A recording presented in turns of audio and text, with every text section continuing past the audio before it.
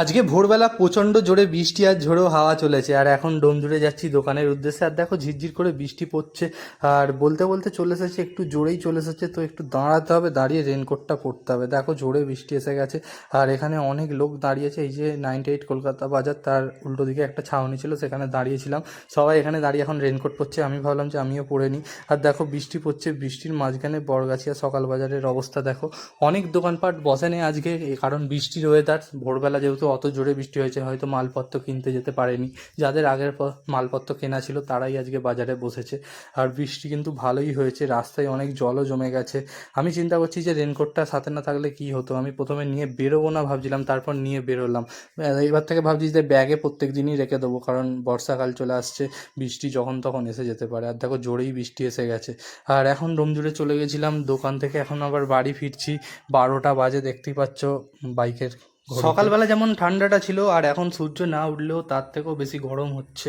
সূর্য ওঠেনি, মেঘলা করে আছে, তাও দেখো একটা গরমের ভাব আছে, ঘেমে চান হয়ে যাচ্ছি। বাইক চালাতে চালাতেও হালকা গরম লাগছে। আর এখান থেকে এখন আমি যাব পাতিয়ালে। পাতিয়ালে কিছু কাজ আছে, সেগুলোকে মেটাবো, মিটিয়ে সোজা বাড়ি, কারণ মুন্সিয়াটে বাড়ি, তো আমার রাস্তাতেই কাজটা কমপ্লিট হয়ে যাবে। তো তোমরা কমেন্ট করে আমাকে জানাবে কে কোথা থেকে ভিডিওটা দেখলে, আর তোমাদের ওখানে বৃষ্টি হয়েছে কিনা সেটাও কমেন্ট করে জানাবে। আর দেখো, এই দেখো আবার চলে এসেছি বড়গাছিয়া সকাল বাজারে।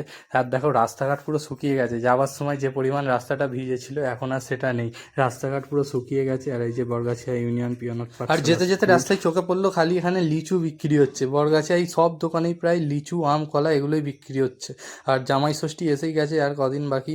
আর তার জন্য দেখো লিচু পুরো একদম ভরে ভরে বিক্রি হচ্ছে। আমাদের মুন্সিয়াটেও অনেক দোকানে লিচু বিক্রি হচ্ছে এরকম ভ্যানে করে।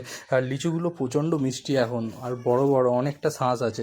তোমরা কমেন্ট করে আমাকে জানাবে তোমাদের ওখানে লিচু কত করে কিলো।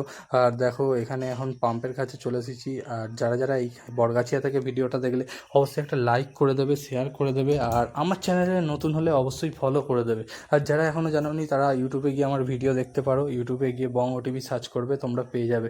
আর এখন চলে এসেছি মুন্সিয়াট ঘোড়াদহ রোডে, আর কিছু দূর গেলেই আমার বাড়ি। তো ভিডিওটা এখানেই শেষ করছি। আর আজকে হয়তো বিকালে বৃষ্টি হতে পারে, কারণ এখনও মেঘলা ওয়েদার আছে, দেখে তো মনে হচ্ছে বৃষ্টি হবে। আর এই দেখো এখানে আমাদের একটা ব্যাঙ্কোয়েট হয়েছে, কারা কারা জানো কমেন্ট